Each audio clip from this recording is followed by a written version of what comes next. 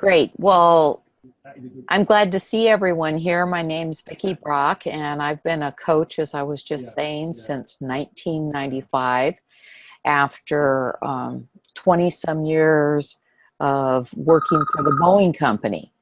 And what's fascinating is when I got into coaching in 95, I had no idea it was the very beginning of the coaching profession.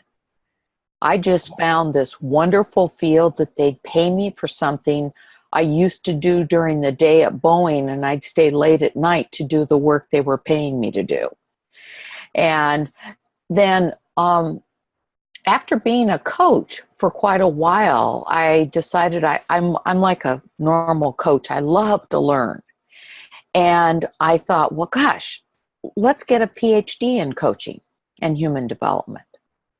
And I chose a topic that people said, oh, no, it's too big. You have to choose a little topic.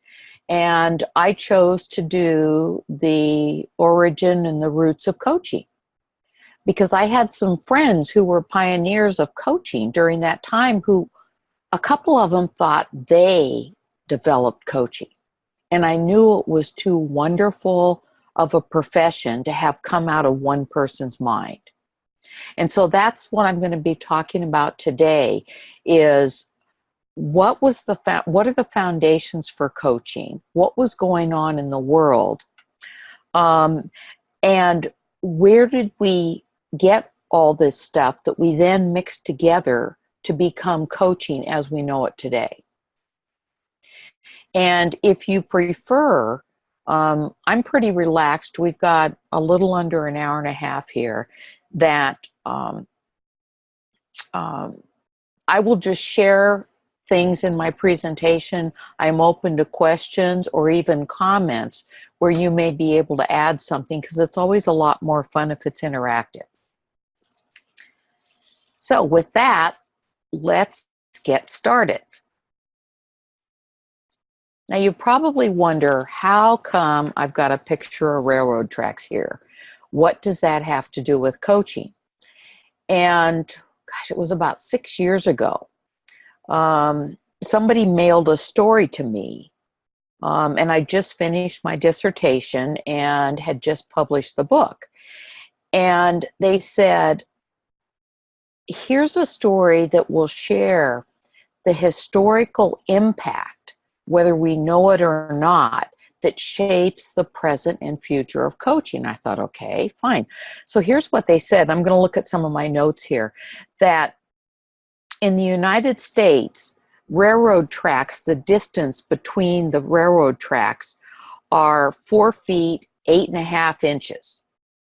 That's a really, really odd number. And why did they use that for our railroad tracks? Because that's how they built them in England. And a lot of the people that first settled the United States came from England. And why did the English use the 4 feet, 8.5 inches? Because the people who built the railroad lines also built tramways before that, and that's the size they used. And why did they use that? Well, they used the same tools to build the tramways and the distance as they used to build wagons that went on the road. Now, the wagons, why did they build them this size? Well, because the initial roads in England were the long distance roads, came from ancient Romans when they were in England. And this was the ruts that got built into the roads. And why did they have them that size? Well, they keep going on and on. The spacing of 4 feet, 8.5 inches is for the war chariots that they used in Rome. And that size was because it was the size of 2 horses' rear ends. They were always drawn by 2 horses. So fast forwarding that the size we've got here was from the size of 2 horses' rear ends, okay? And now move forward to the most technologically advanced, um, uh, the space shuttle that we've got in the United States. All right. Well, the space shuttle has a shape and it has two rocket boosters. Now, the rocket boosters are made way away from where they launch the rocket, and they have to bring them there on train tracks and through the tunnels. So they can only be a certain size. They would have liked them bigger, but they couldn't have gotten them to where they're going to launch the space shuttle. So the most advanced technology we've got is determined by the size of two horses' rear ends. The same stuff happens with coaching. Many of the things that we've designed and developed coaching, we lost total track of how come we do it this way, because it's always been done that way. So that's just a point to keep your mind open as we're moving forward and looking at this history of coaching. I do know for a fact that many of the things we were taught and we did in the very beginning are no longer seen as best practices, but that's all we knew at that time. So what we're going to talk about today, that's the cover of my book that some of you've read. It's got a lot more detail and stories, but what I'm going to first do is take a look at what you want to know about the history of coaching. And I don't know how to do this, but we could open up the mics or something if there's certain things you want to know. Then I'm going to show you how and when did modern coaching emerge. And then finally,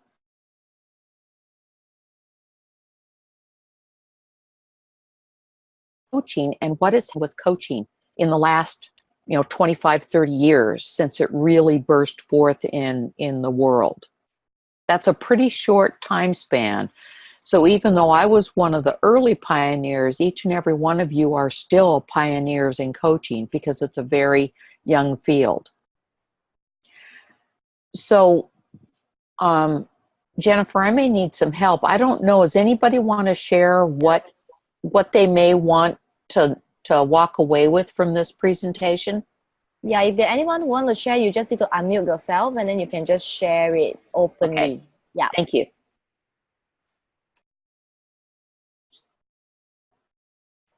It's silent out there. Okay, so then I shall go first, all right? I think it's a very interesting topic that really finding out where's the source is from. So today until 1:30, I think I will be here to just want to be very present and really learn where does coaching come from, like where even the words come from and stuff like that. Yeah, that's for me. Thank you. Vicki, this is Penny. Can I mention something? Please. Yesterday I had the privilege of sitting next to Siluan Fu Siluan, and we were talking about, coaching in Asia compared to the US. Now, I'm originally from the US and I basically coach globally, virtually. But one of the things we talked about is, the role of a coach in Asia. Many times clients want something different than what's in the US. And part of that is more mentoring, which my understanding of ICF is, the solution comes from the client and not from us. So I was wondering if you could just touch on that a bit, because what I'm finding in Asia is that we might even be going more towards that way, and that people that do have a lot of experience, not that you tell them what to do, but like you mentioned, share stories. So if you could include any of that in, I'd be really interested to hear your point of view on that, Vicki. Okay, as we get toward the end, when I'm talking about what has happened with coaching and where is it today, I will address that. And if I don't, remind me, because that's a very key point. Okay, thank you, Vicki. Jasvir, were you going to say something? I saw you off your... Yeah, hi. It's very fascinating how come the profession got the name of coaching. we've always seen the horse-drawn carriage and some representation to it. So if you have any insights on that, that would be wonderful. Oh, yes. Thank you. I'll definitely address that. Anybody else? We have one on the chat box. Govinda says, how has coaching changed over the last 2 decades, and what difference do you see between US, Europe, and Asia? And I'll address the differences and the similarities because I coach internationally also. So great. And you guys all keep me honest in remembering these things, all right? Because these are great questions. And more may come up as we're continuing too. So that's fine also as other questions come up. So the first Vicki, one. I'm Yes. sorry, can I add one? Sorry to interrupt. And this is more not the history, but the future. Has to do with where are we going? Will there ever be a plateau? I mean, as you look at the growth of coaching, it's incredible. What do you anticipate when there'll be a plateau, if ever? And what do you see as the challenges of the future? So I know your focus is more history, but towards the end, shall we? We shall, and I'll look at saving some time for that because I definitely have opinions. So, and I'm sure some of you do too. So great. So it sounds like we'll spend most of our time on the past, some on the present, and some on the future, and wrap it all into our time here until 1:30. Anybody else? Nope. Okay, well, so we're going to move on to just where, trying to figure out. There, okay. Where did the word coach come from? And I'll also address why didn't we pick a better word than coaching?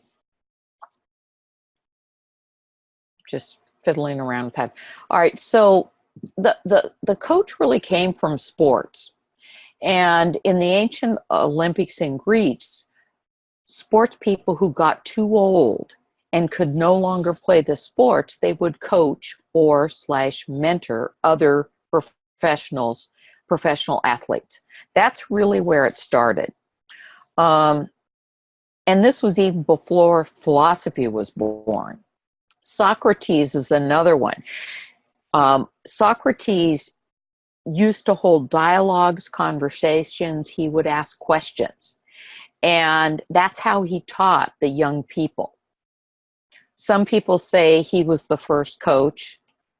There's many people who say there's different people who were first coaches.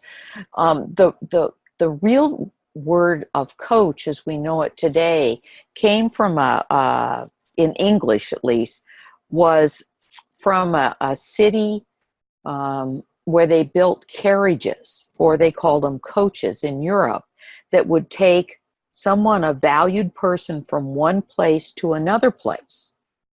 Somewhat what we do with coaching. We take someone who's a valued person from where they are to where they want to be, and we partner and go along with them. In the 1800s, Oxford University would have tutors that weren't paid by the university, they were paid by the students, and they were called coaches. And then even more recently, the sports coach. So you can see it started with sports, the term coach, and evolved through all of this.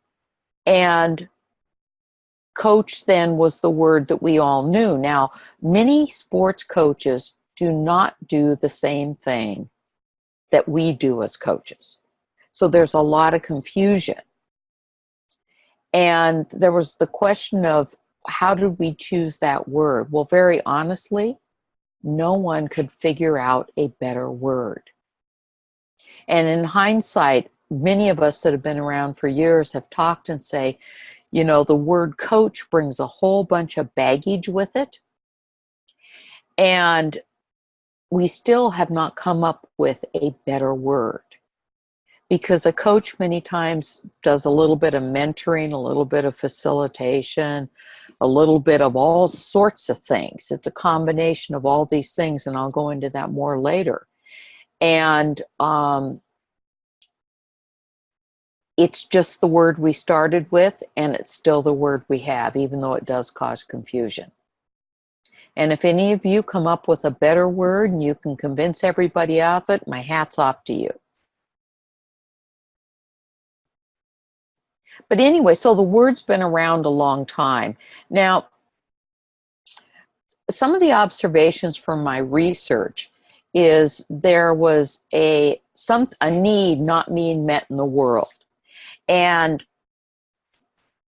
coaching, when it sprung up in the US about the same time it was springing up in Europe and other countries too. Now, because I'm language challenged and I know only English, it may have been in some other ones. I know there was a person in Germany who in the mid 80s was doing something. They didn't call it coaching then, but it looked a lot like coaching. But there was something going on in the world, and psychology had been around for a long time. And psychology, though, was based on an illness model. And coaching is based on a wellness model. And that illness model was no longer meeting the needs of the world. And so if we take a look at socioeconomically, what was actually going on in the world, there were two periods that were really distinguished about the 1950s globally. And the 1950s were really the end of the World War II.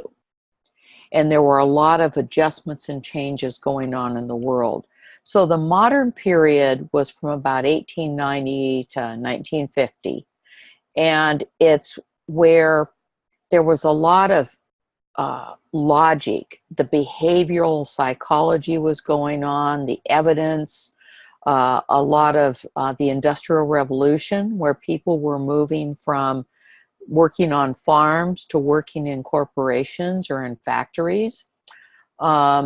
So you no longer lived and worked in the same place. You went somewhere else to work.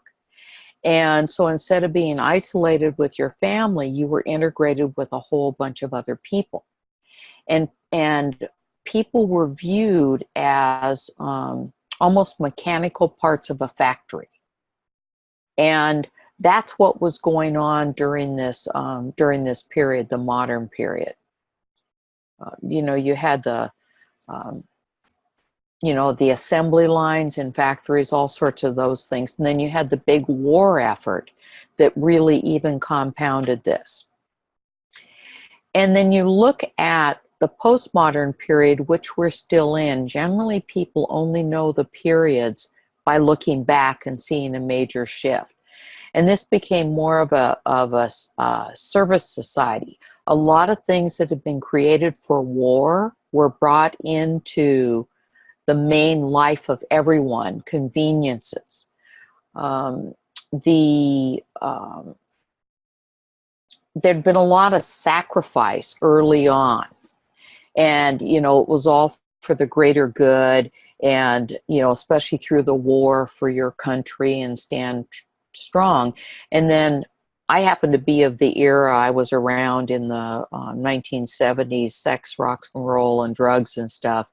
The counter establishment era, where people said, we're not going to sacrifice anymore. We're going to want equal pay. We want everyone accepted, and all these things were going on. The Beatles and the music reflected all this. So this was in this period. Also, technology had a huge impact in the postmodern period. Before, there'd been isolation of information. Now it was available to everybody, and people started moving a lot. I think, Jennifer, you said you're born in the States. but you work globally and you're in Singapore. A lot of people were uprooted from their family structure, their support structure, and they didn't have that structure of mentors and such in their lives. So that's, again, one of the big things. The illness model of psychology and the fact of technology and people moving around really set the stage for coaching to come in. And also, I'd say in this period, there was much more wealth around the world. So when coaching got started, remember I said earlier that people thought they'd developed it. They hadn't, because the pioneers in coaching came from so many different fields.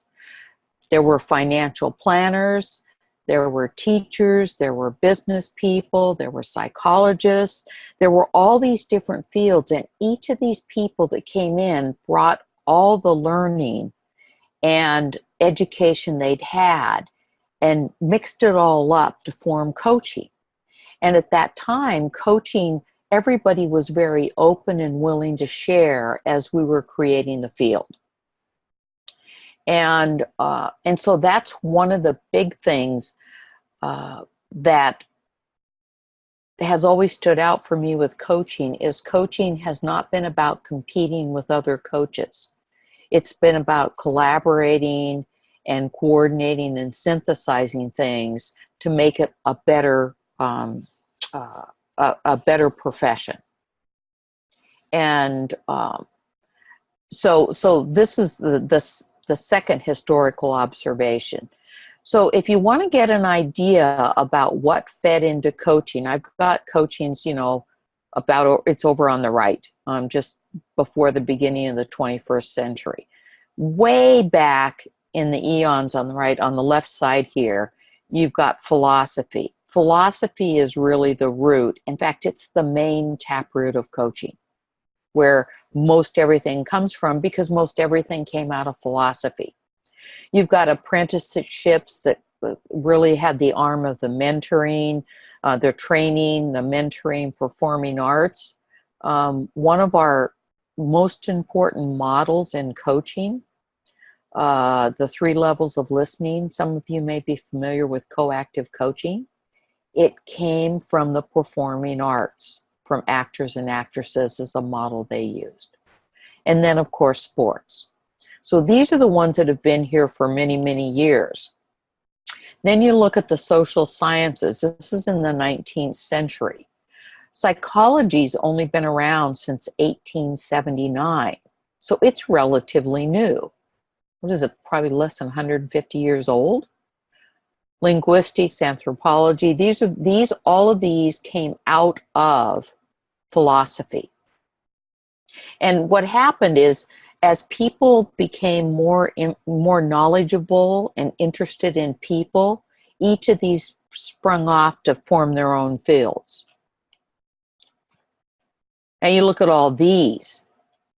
These are even younger ones. A lot of the ones we know today, management consulting. Consulting's, maybe 130 years old. Adult education, and some of the newer ones, human resources, leadership, and facilitation. So even though we're saying coaching is young, there's been a birth of a lot of new fields. And people who came into coaching came from all of these fields and brought that into coaching. Other things that were going on. Success motivators would be like Dale Carnegie, Napoleon Hill, who's the one who did Think and Grow Rich? Can't remember who did that now. But in 12-step programs, Human Potential Movement, New Age Movement, all of these also fed into coaching. For example, myself, I'm one of many who brought in the 12-step program. I've been in recovery for 35 years. And so I brought a lot of the learnings from 12-step programs into my coaching and into the influences I've had. So those are the things that go on. And then the most recent is biology, neuroscience. I remember when David Rock of Australia in probably 2005 or 6 was talking about neuroscience, and people thought, what's on with him? What's going on? Now it's become a very huge part of coaching, but he was one of the first pioneers of bringing the neuroscience into coaching. And we still keep evolving. So you can see coaching rests on the shoulders of all these other fields, and yet it is not the same as any one of these fields. And it has pieces. So this would go a bit to the question of ICF has a stance of what their definition of coaching, which is partnering, the client has the answer, some of the core competencies. And yet, they're not the only style of coaching out there. There's other professional organizations. Many of us who coach in organizations, myself included, I do a form of consultative coaching, which includes a little mentoring, facilitation, all sorts of stuff, because I'm there to serve my clients. And when I work with coaches, I am very, very clear that, and asking them, what role do they want me to be in? Do they want me to be pure coach? Do they want me to be a mentor coach? Do they want me to be a consultant? So I train, and I do some of this with my business clients too. I train people to ask for the kind of coaching they want, or if they want something else. But I'm of service then. So when we've got this big block of coaching here, it doesn't all mean the same thing. ICF is a large piece of it, but there are many other definitions out there.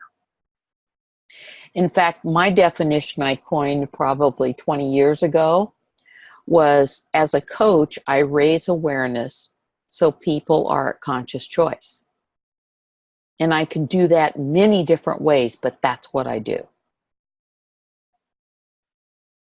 Whoops. What on earth did I just do? Just a second, guys. I don't know how I did that. Okay.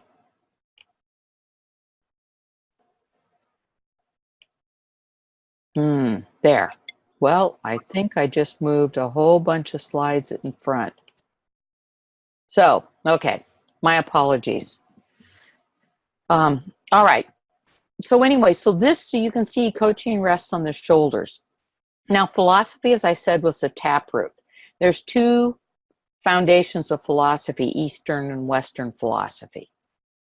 In the Eastern philosophy, you guys may be more familiar with these people than I am. In fact, you could probably teach me an awful lot on this. The Siddhartha Gautama is a Hindu, so there's a lot of Hindu philosophies. Confucius, Lao Tzu, again, Buddhism. We've got all this stuff that each coach brings in pieces of this, or if their own beliefs. And this is one of the uniqueness about different countries. I've worked with coaches in India before, and a lot of them are Hindus. That's really woven in. I do a lot of work with people in Kuwait that are Muslims. Their belief system is also woven in to their coaching. In fact, one of my colleagues over there has taken the ICF core competencies and shown how they align with the Quran and a lot of the teachings of Muhammad. So again, this is really important when you're coaching globally, but it's also important to recognize that these all filter into our coaching because each coach brings their own specific one. Western philosophers. The first time I gave this presentation, I gave it in Brazil, parts of this, and I did not have Jesus on there. Probably because I'm raised in the US, and that was, I didn't think of it. It was though it was common knowledge. And they said, where's Jesus? You got all these other people here. So anyway, he's now there, but then Muhammad, Socrates, and some of the newer ones here, Martin Heidegger, philosopher, influenced the guy there, Fernando Flores. Now, Fernando Flores was the first person, one of the first people to use the term coaching as we mean it today. Now, his backstory, he was a kind of a political refugee from Chile when the Allende, they had the political thing, and he came to the U.S. And he was all about philosophy. I think he was a political person. He's now back in Chile in a very high political position. But he came up and he actually worked for Werner Erhard, which I'll talk more about later, and did a lot of what was called transformational technologies, but he would teach people and use the term coach. Ken Wilber, another philosopher, not a coach, but he's one who's always been interested in merging all philosophies into theory of, one of his books was The Theory of Everything. The key point is here that philosophy is the foundation of most everything that goes on in the world today. And so it is where a lot of the coaching comes from. Any thoughts on this point?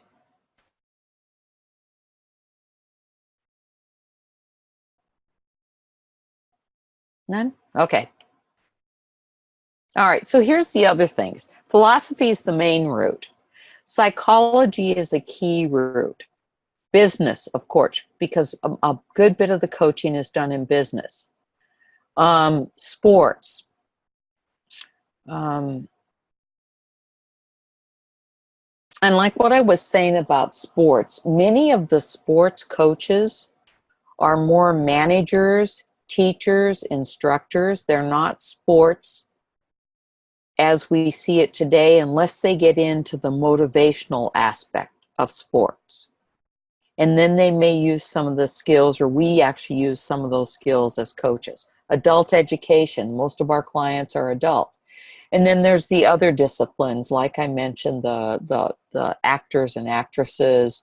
We've had linguists, we've had, trying to think of some of the backgrounds, financial planners. There's a lot of other fields that also have been brought into coaching. Okay, and this is what I was talking about earlier. Coaching came from independent sources.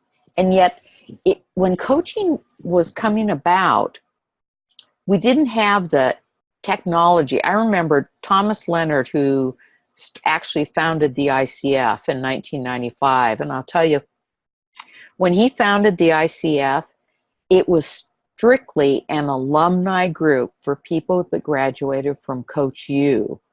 Because those of us, when we graduated, we wanted to stay in touch. So he founded the organization. I'm actually member number 60 because I was one of his graduates. And I was told, okay, here's your number, and you're a member of ICF. ICF, there was another professional association that was started in California. This one, everything Thomas did was virtual. So that started in California, mainly by some of the graduates of CTI, or Coaches Training Institute. And that was a real professional organization. They had bylaws, they had officers, they had, ethics, they had all of that stuff. And so there was a lot of competition between the two. In fact, and some of this is in the book, in fact, when this was called the Professional Personal Coaches Association, PPCA, when they would identify when they were going to hold a conference, and they only held 2, Thomas Leonard would then schedule his conference 2 or 3 weeks right ahead of it. The second conference he did that, And people, a lot of people chose, they couldn't afford to go to both of them. And the PPCA went to the East Coast instead of the West Coast, and they actually lost quite a bit of money on the conference. And after that conference is when the two organizations merged together. Now, ICF doesn't talk about that a lot, but ICF would not be who or what it is today if this professional PPCA organization had not merged with the alumni group that was the ICF to make it a truly professional organization. That was, I think, December 1998 when that happened. And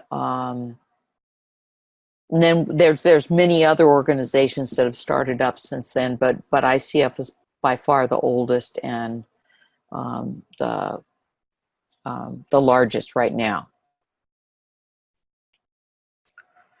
So here's this Werner or Erhard. I'm curious, you guys have heard of Landmark Education, EST? I don't have any way of checking. Let me see what it says up here more. Let me just see. Nope, I don't know what that means. Okay, but let me tell you a little about Werner Erhard. Werner Erhard's in his mid-70s right now. He was almost like a rock star in the 70s. And he had what he called was this EST training that was really, it was all about choice and responsibility and getting people to, it's about personal development, let's put it that way. So he was really the guru of personal development. He would hold these classes, 500 people in a room, and they'd go on for three days or so, long hours. And it was very, very controversial. In fact, when I first discovered his influence on coaching as we know it today, one of my colleagues sent me this information, said, this was a cult. You can't share this. It would destroy coaching.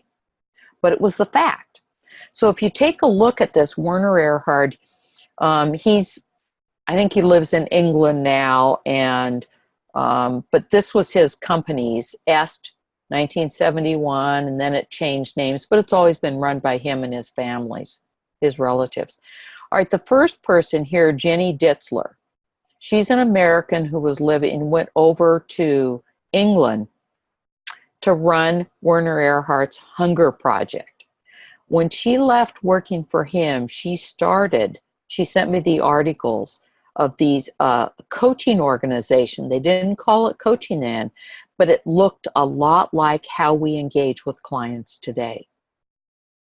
And yet she had been almost a disciple of him, running a big part of his business in Europe.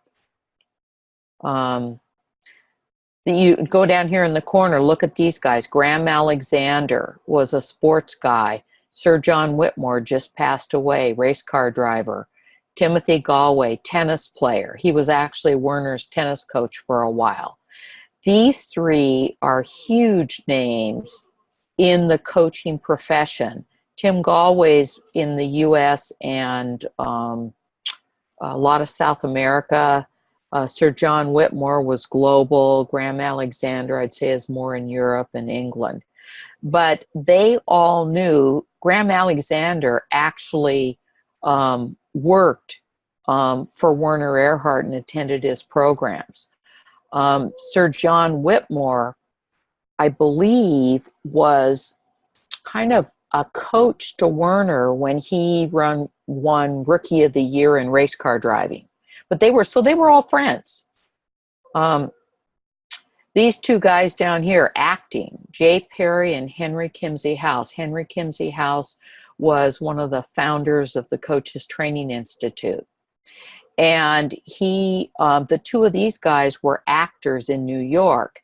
And they started an organization that worked with actors on how to become responsible, run a business, be able to support themselves. And the first thing they would ever do is send them to one of the Landmark, or EST training seminars for Werner. And I think it was Henry was the one who came up with the model of the 3 levels of listening. Okay, then you've got a bunch of other people here. Here's this Fernando Flores I talked about here. He was actually, I think Werner sponsored or got to know him when he was finishing his PhD in Berkeley, and they actually ran quite a few companies together. And then you've got some of these other folks, James Flaherty, New Ventures West, Julio Olaya, very well known. Newfield,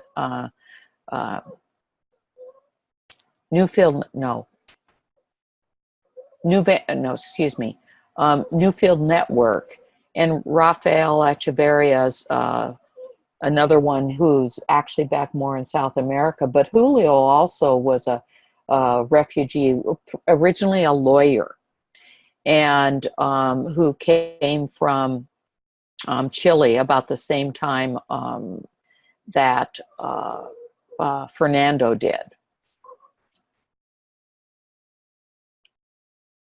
Okay.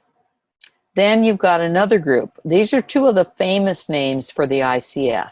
Laura Whitworth actually was the one who started that Professional Personal Coaches Association.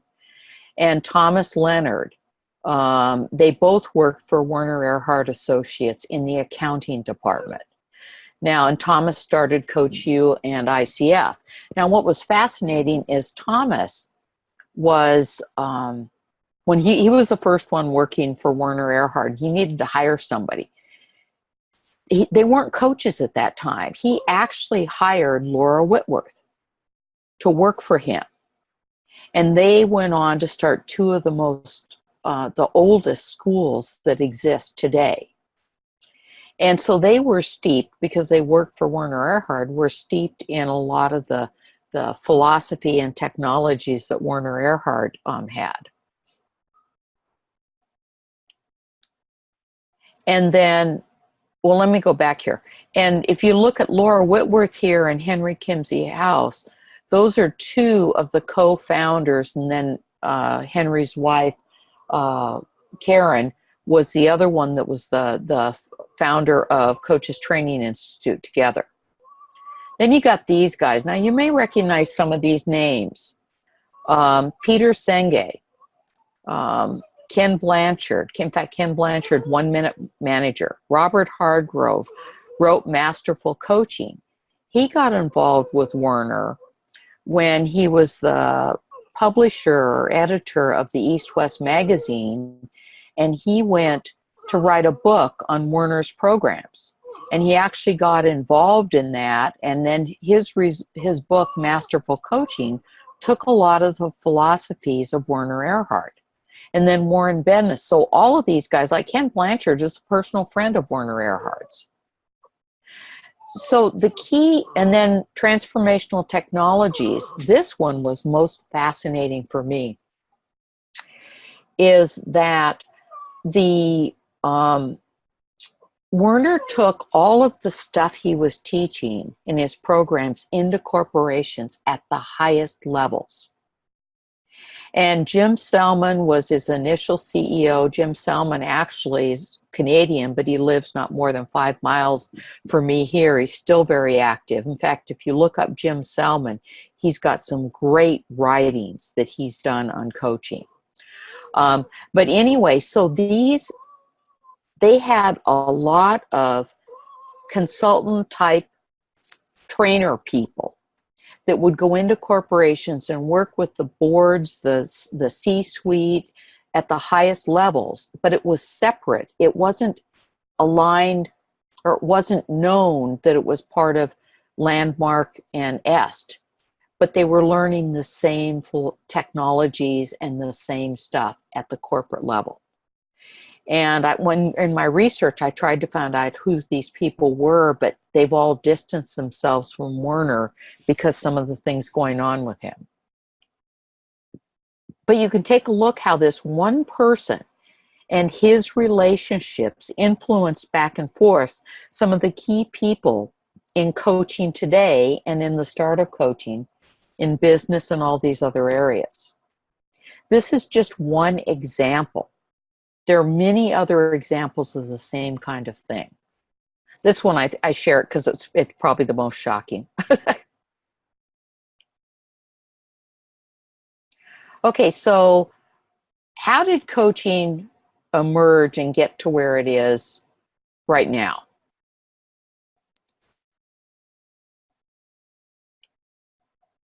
In the 30s and 50s, it wasn't coaching as we know it, but they were counseling executives. They'd go in, you know, it almost like charm school for executives. They had an executive that was misbehaving. That I believe that was done many times by psychologists. Sales coaching, that was for the purpose of increasing sales. 60s and 70s, they discovered you could train people to be leaders. So there was all these leadership programs and assessment centers. In fact, Marshall Goldsmith, probably you've heard of his name, he came out of assessment centers. And that's his background. 80s, Inner Game, this was Tim Galway and Sir John Whitmore. And coaching services. What's his name? David Peterson, who's the head of coaching, training, or something at Google right now. He worked for a company called PDI, and he said in 1980 is the first time in their brochure they offered executive coaching. And, you know, he was there from that time, and look where he is today, influencing coaching still.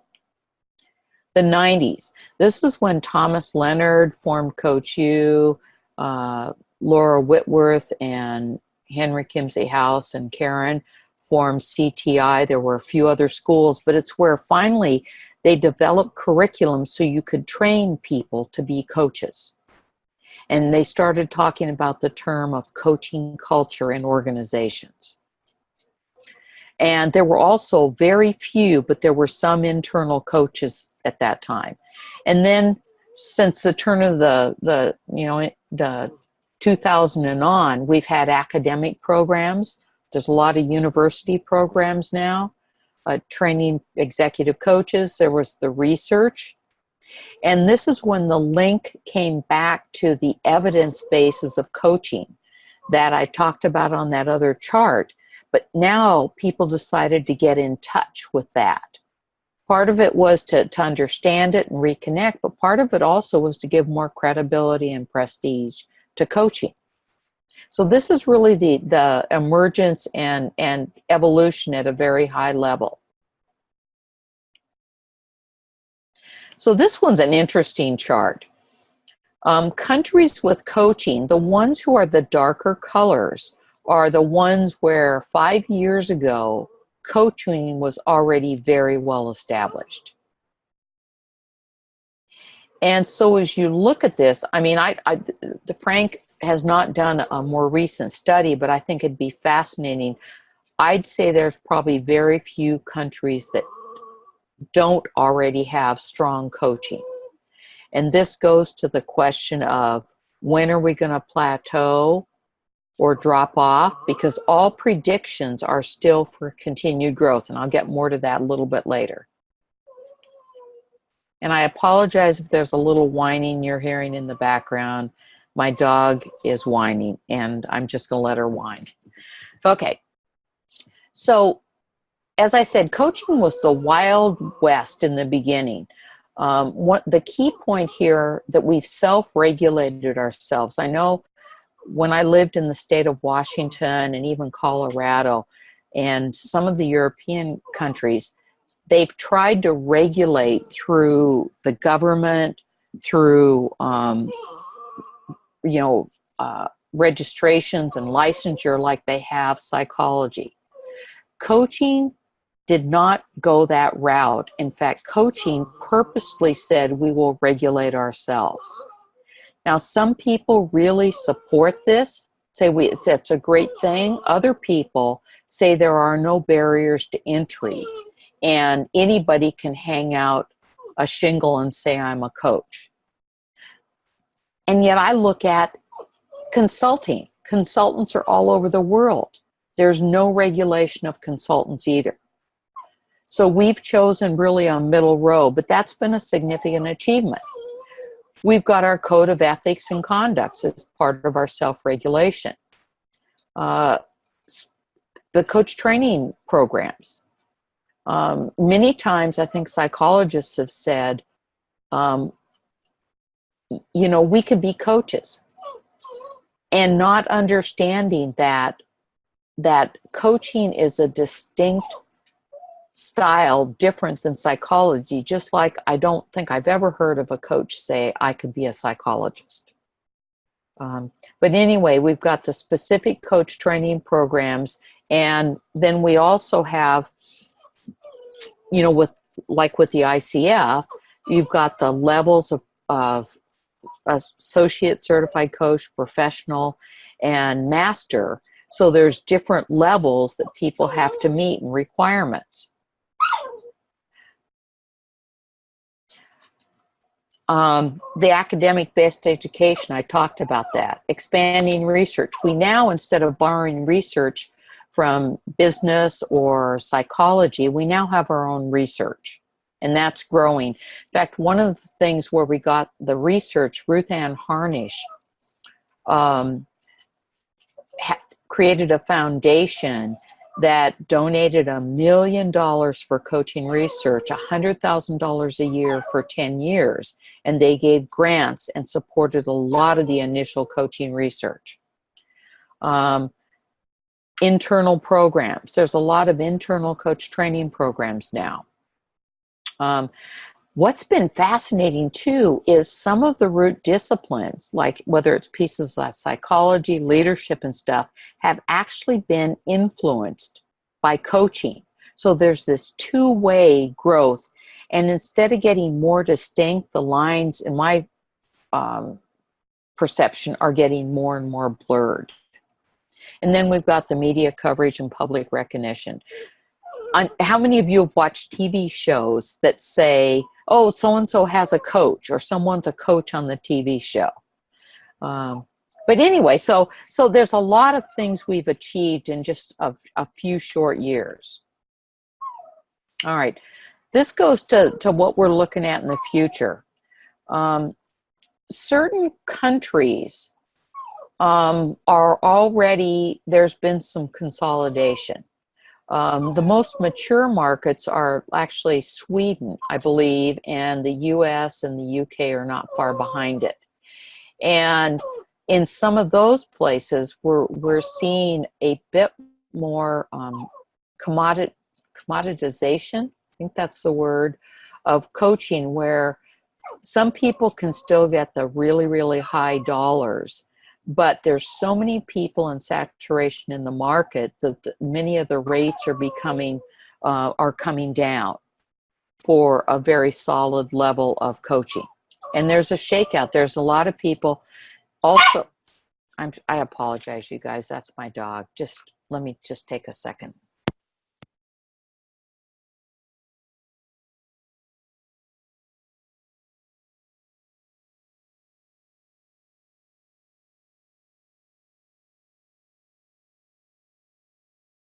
Right, I apologize. The joys of having a 15-year-old dog that can't get down the stairs by herself. Okay. But some of the shakeout that's happened and the shift in people is they're now coming to coach training to support their jobs that are not to be coaches, but they're going to use the skills and the coaching approach. All right. Emerging markets, the growth is phenomenal. Again, I work with people all over the world and I hear them complain. People can just hang out their shingle. They're not trained. How do we compete with that? They say things that aren't true. They don't have ethics. So, but there's the rapid growth. It adds value, but the professional coaches that have been trained are having some of the challenges here in the States we went through, quite a few years ago. As I say, coaching is everywhere, but it doesn't look all the same. I've seen adoption coaches, all sorts of coaches in areas you never ever thought. And I've even known of companies who have changed the name of their managers and leaders to call them coaches. And yet those are not, that's maybe one piece of their role, but it's not their whole role. Again, no evidence of decline yet. To the question earlier, I believe, well, it may level off like it is in mature markets. The only reason I would see it decline is if we no longer meet the needs of the world as the world changes and somebody else comes along and meets those needs instead of us.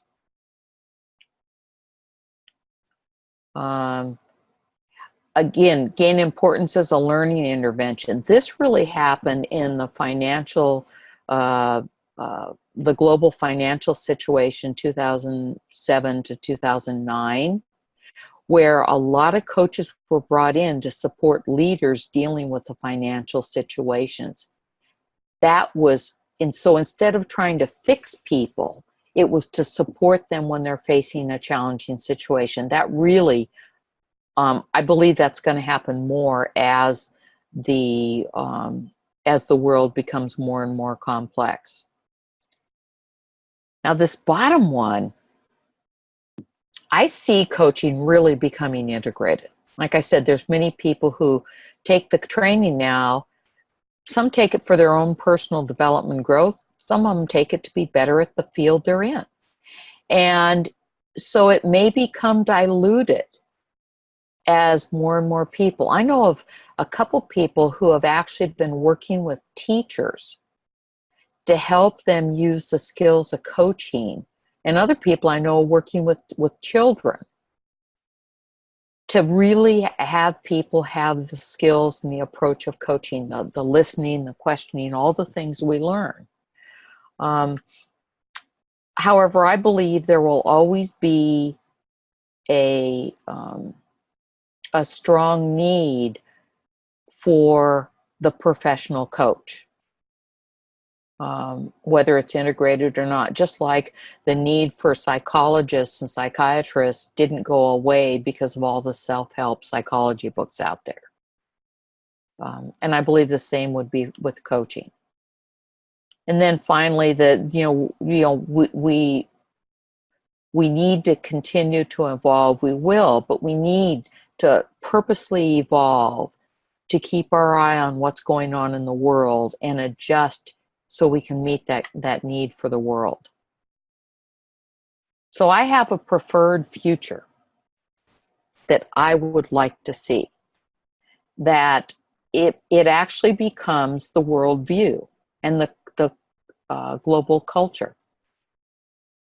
Could you imagine if all of our politicians and heads of government used a coaching approach or used the skills of coaching, what that might do? In fact, I have a colleague in Iceland. Iceland has, I think, 350,000 people in it. In fact, when I visited there a year ago, they have a database, a genealogy database, that every person in Iceland is in that database. Because they've all been isolated so long, they've got to check the database if you're going to date someone to make sure they're not too closely related. What the coach are doing up there is a microcosm of the world. They are coaching their leaders of the country. They're coaching important political people, and because they all know them, because they know each other because it's such a small country. So they are trying to see what shifts they can make or do within the culture as a testing ground for what might happen in the world. And that may be, 5-10 years downstream. One of the people there, colleague Matilda Gregersdottir, has a vision that someday coaching will win the Nobel Peace Prize. I know when she first shared that with me, it just gave me goosebumps. But so I really believe that again, we need to stay collaborative. We need to help others use these skills and weave it into our life so we're a coach in all our lives as well as professionally. Continue growing and helping others grow, because that's really our calling. As I see that as my calling and our calling. So again, we've got all these disciplines. There was an unmet need. When I was speaking to a group of coaches in Hong Kong a couple of years ago, we were talking about what's next. Why did coaching show up? And one of the guys in there, I didn't get his name, he just said, well, it's because coaching's here to reawaken our shared humanity with each other,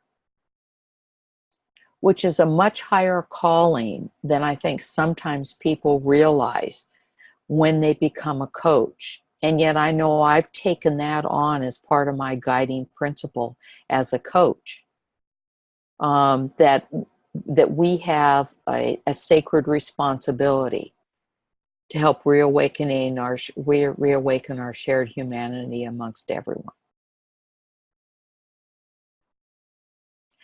So what I'd like to do now, I've purposely gone through this fairly quickly, is I want to open it up to any of your questions or comments of what you've heard, or even more focus on your part of the world.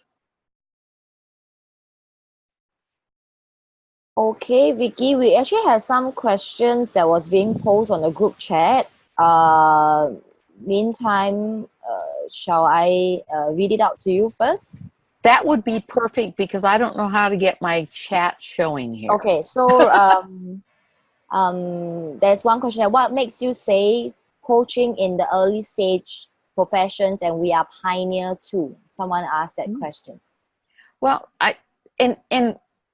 because in your part of the world, I know in Japan, the first coaching association was in 1999, I think. But when you look at it, we're only about 20 years into it, of a very long life.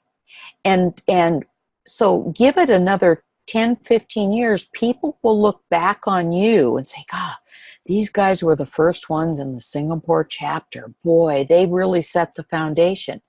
You guys are still pioneers, because the field is still evolving and changing and growing. I hope it always does. But so when was your chapter started, your ICF chapter? We started in 2002. Thank you. Thank you. So that was that was my president. That is Sam. Hi, Vicky. Thank you. Yeah, so that was 16 years ago. You guys are pioneers. Okay, so we have another question from Joe. In Asia history, we are more familiarized with masters and disciples. Do you see there is some parallel in the development of coaching from where we come from? So explain to me first, Joe, if you don't mind, what you mean by masters and disciples, so I've got the same frame of reference as you.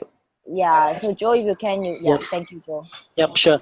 I guess from the little bit that I know of history, the word coach isn't really used in our Chinese ancient history.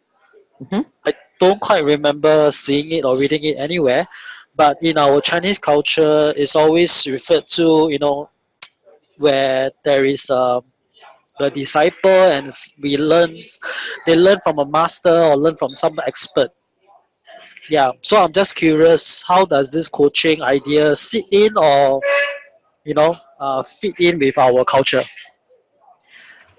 That's a really good question, because I know, let me think, the master, the disciple is more of a mentor, right? And while some people may view coaches as mentors. They may do a little mentoring because generally people have a lot of experience and they've done personal growth work and all sorts of stuff as a coach. They are not the same, and they may be viewed with some of the same characteristics. I don't believe I really answered your question. Are you wondering if at some point in time the coach will become like a master or disciple? Or that's not the wrong word. I'm not sure, but I'm just curious in a culture where the idea of coaching or coach doesn't quite exist. How will it be within or welcome? Yeah, I mean another example is in the Middle Eastern where I'm quite familiar in the whole Bible. Mhm. It's really disciples and masters. Mm-hmm. You don't really have the idea of coach. Yeah, so Jesus was seen as the master, the rabbi, the teacher, and then the rest of his students are seen as disciples. Yeah, so this one other example. Yeah. And I really, boy, I wish I had one of my colleagues now, because I know one of my colleagues, she went through the Bible and saw that Jesus had asked over 150 coaching questions in the Bible. But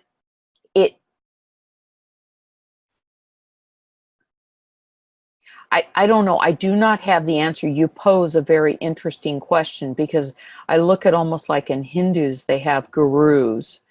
But I personally would hesitate putting myself on the level of a master or disciple.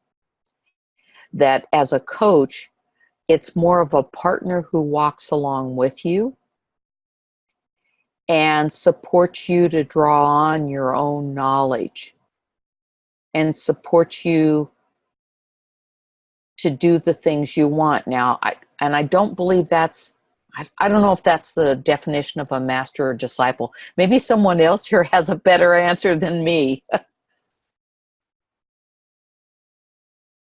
Anyone? If not, I will go to what Sam has mentioned in the chat.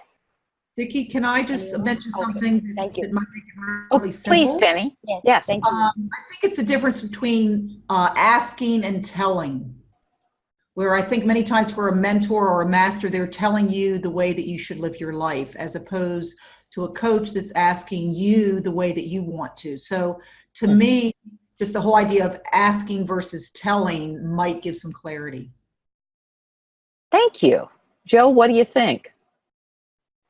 Yeah, I mean, I'm just curious at the slight difference where certain population or people groups will be more used to being told. Mm-hmm. Yeah, and then others are more used to being open-minded and yeah. So I guess that is the subtle difference. Yeah. But And we appreciate. have, Yeah.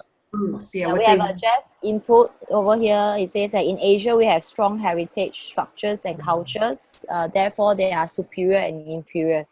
And we have another text that comes in is by Charles. I think in many religion texts, the founder served as both mentor and coach. So yeah, so that's and Sam mentions that she is fascinated that philosophy is the root of coaching. Yeah, so we have now about another 15 minutes. We can start our questions and answers. If she have not answered any of your questions, please feel free to unmute yourself and ask Vicky over here. Yeah. Vicky, hi, it's Herman. How Mhm. are you? Listen, you were talking about there's no evidence of a decline in coaching, and I think that's valid. But what about a shift? I started seeing in various research reports this last year where there may be a shift from the growth of external coaches to internal coaches, particularly in organizations. Mhm. And I think there was something in your presentation that you were also sort of saying the commoditization of coaching and whatnot. So rather than thinking about it as a decline, what about shifts that might be occurring? Any comments around that? Oh, yes. The shift of internal coaches goes along with the commoditization, but I have seen the shift go both ways. Mhm. I have seen companies get a huge cadre of internal coaches. They're working with everybody, but the executives still use external because they Yeah, don't have the trust in the company. yeah, Then yeah. I've seen they get cost-cutting measures. The first thing to go is the internal coaches. Mm. And then they slowly bring them back. The one big change that I've seen also, though, is that we now are getting these coaching companies like Korn Ferry, there's a couple, Cambria, there's a couple of other ones that I know of, where they have huge stables of coaches that they then go out and work, and they get these major contracts. So instead of a corporation hiring a bunch of individual sole proprietors, the corporations now go to this company, they hold them accountable, and they provide coaches. And of course, they take a certain cut of it, but that also has more standardization of the fees that are paid. Yeah. I think Coach Source is one of those that has Yep. just gone over, I don't know what number they have, over 1,000 coaches around the world now. Yeah, I think they're based out of San Francisco. Yeah, Yeah. yeah. But see, so that's happening, and I'll tell you though, there are many people who coach who hate the marketing. They can't make a living. So it is valuable if they're solid coaches and they want to coach and not do the whole business development that something like Coach Source exists.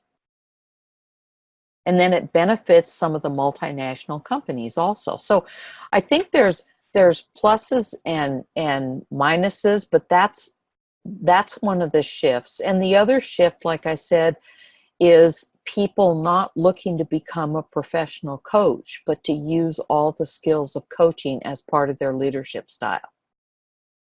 And then there's some, this isn't as strong, but I believe it's going to get stronger in the future, is the concept of peer coaching. That when there's a lot of trust built in organizations and trust amongst people, that they will serve in the role of a peer coach with the confidentiality and stuff. But that's going to take trust, and some companies will get there, some companies won't ever get there. Good question. Other questions or comments? I think I have one on the text. Could you please say a bit more about philosophy as a worldview and as a metaphor? What was the last word? As a what? Methodology, sorry. Methodology, okay. Yeah. Well, I mean, I find with much of the coaching that, well, my belief is philosophy is the foundation of everything. It's our belief systems, our structure and how we think, how we view the world. And that the coach approach being a foundational philosophy in our worldview is that you listen, you ask questions, you partner with other people. I don't have the ICF definition memorized, but it's for the success and the improvement of everybody, being collaborative rather than competitive. That if that becomes the worldview, this whole coach approach to life, then it's going to significantly change the world we're in today. Now, I really don't know if that's possible, but we may get a groundswell of people that, start living their life this way, and there become pockets of this kind of supportive structure. And so I believe the more people are trained as coaches and working on growing themselves and understanding what they stand for and who they are, and have a basic philosophy about how they live their life, then I believe that that will be a way we change the world. I also, and this, sometimes my own beliefs are a little bit out there, but I look at all the religions and all the philosophies, that all religions are philosophies. They're based on philosophies, as well as the philosophies that that people develop, that once they become aware of the philosophy on how they live their life, then they can be much more intentional and proactive in how they live their life. I don't even know if I answered the question there. Okay, there's another question by Emily. Hi Vicky, you mentioned that before you start coaching, you always check with your clients whether they would prefer it to be more of a pure coaching sessions or mentoring coaching. Many coaches over here in Singapore prefer coach, mentor, tell approach. What do you think of it, and how much should we go along with this approach? Well, okay, so when I do that, many people are trained to, they want someone else to tell them the answers, whether it's in Singapore or whether it's in the US or wherever, because that's how we're raised and brought up, to not trust our own answers.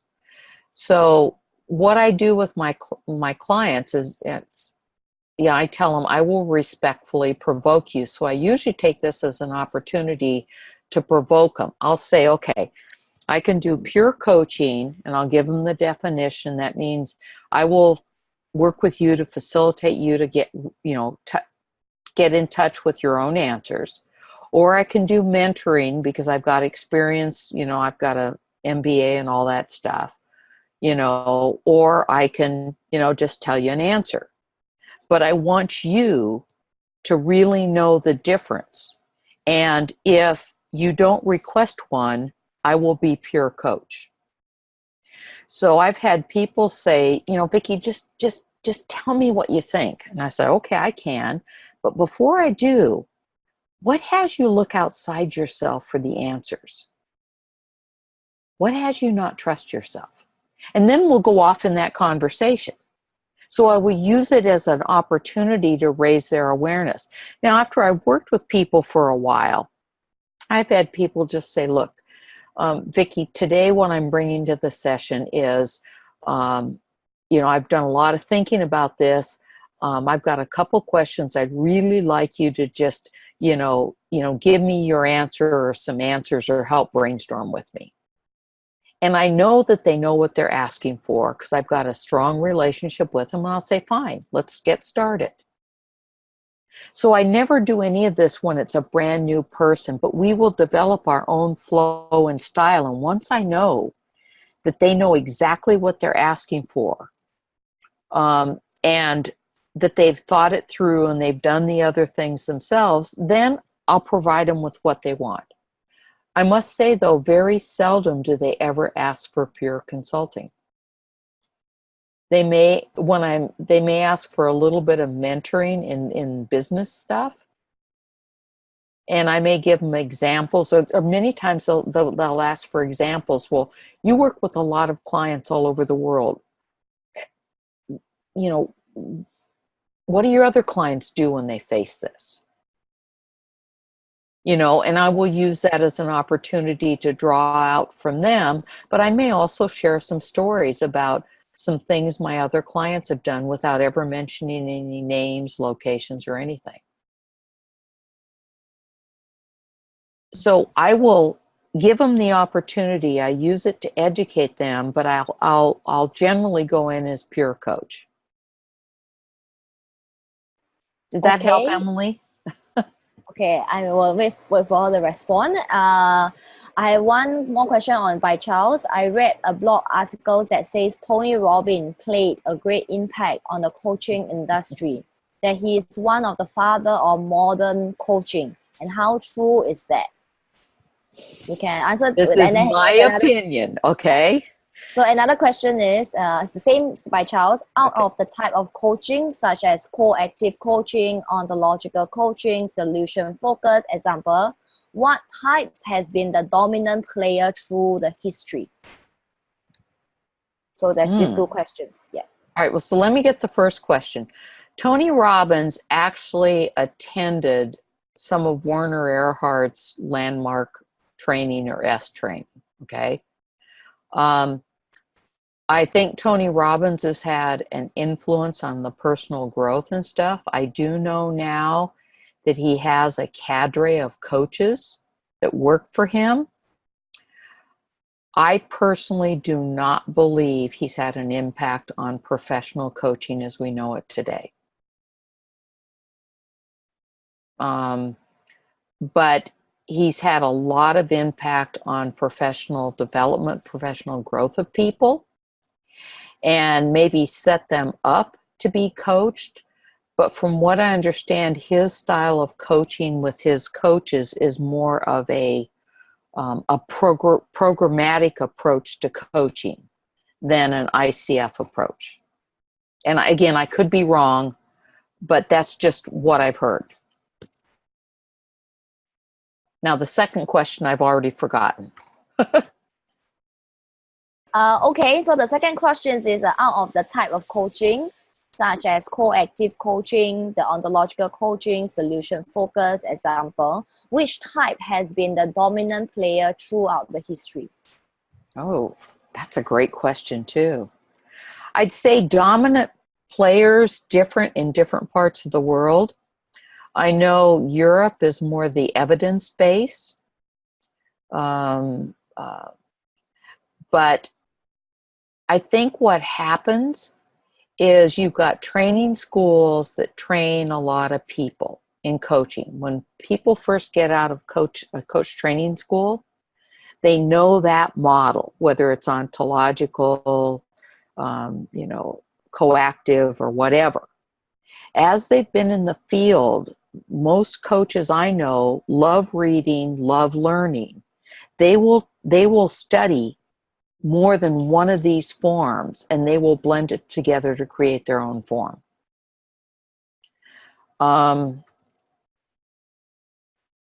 So that's the best answer I can give you.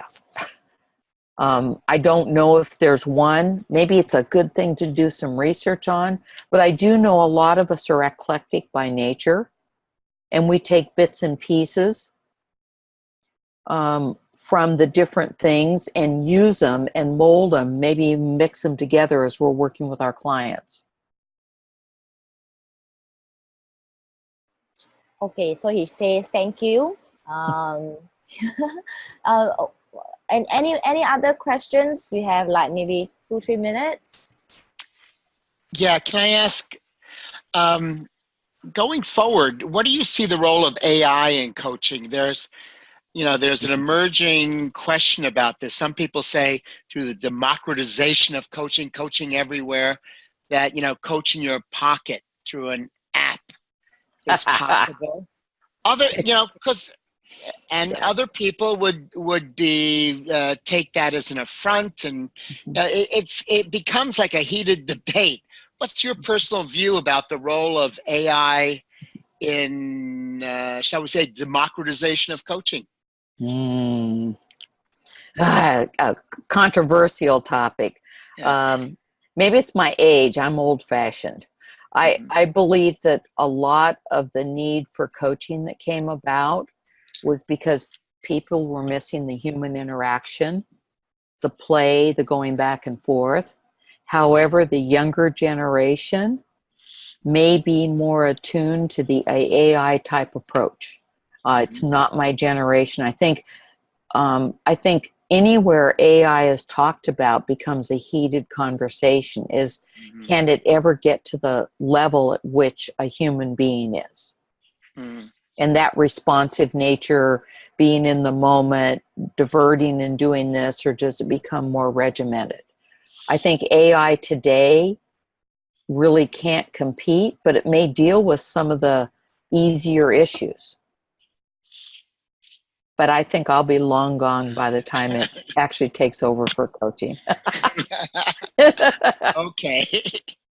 That's just Thank- my opinion, you guys. Everything here is my opinion.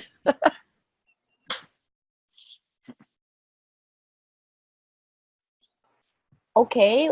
Also, another question is, will you be sharing this deck with us?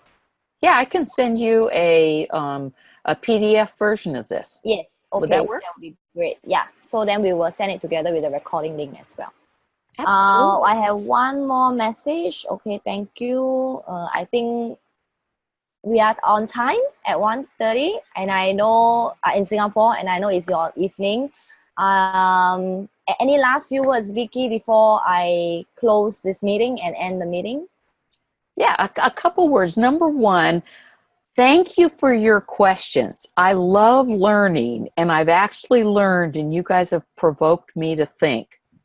And know too that, I mean, if you want to connect with me or ask questions, because I would love to see someone actually do a history of coaching, whether it's in Asia or whatever, to really go into the depth of how coaching got started, what influences it, and what I've done more on a global high level to really have that available for coaching in your area. So that's my challenge to you, if anyone wants to take it on. And thank you for your attention and time here.